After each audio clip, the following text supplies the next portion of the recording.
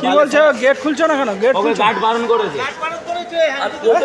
নিয়ম নেই, এটা তো জেনারেল বগি তো। না না হ্যান্ডিক্যাপ কি লেখা আছে ফটো তুলছো? ওটা ব্যাপার নয়, ফটো তোলার ব্যাপার নয়। আপনি কি আপনাকে বন্ধ করার নিয়ম নেই। আপনি কি হ্যান্ডিক্যাপ? আপনাকে কে বলেছে? হ্যাঁ? কে পুলিশ বলেছে? বলুন বলুন। আপনি কি হ্যান্ডিক্যাপ? আপনাকে কে গেটটা বন্ধ করতে বলেছে? তাহলে আপনি হ্যান্ডিক্যাপ, যদি হ্যান্ডিক্যাপ না যদি আপনি ওখানে বসেছেন কেন? হ্যাঁ, তাহলে আপনাকে বলে দিল, আপনি এমনি ইচ্ছা হলো বসে গেলেন, তাহলে এরা বসতে পারবে না কেন? আপনি যদি বসছেন তো এরা বসতে পারবে। ঠিক আছে,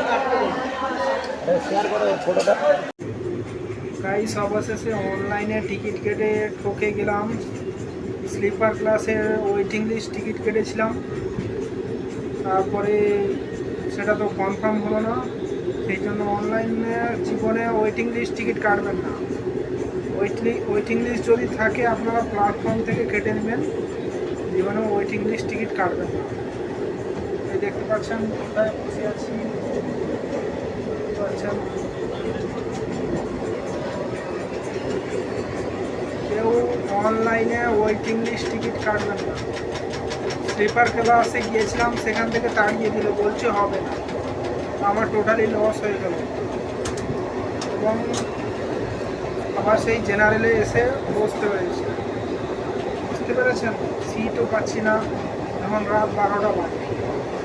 সব দেখতে পাচ্ছেন কোন কোন ভাব।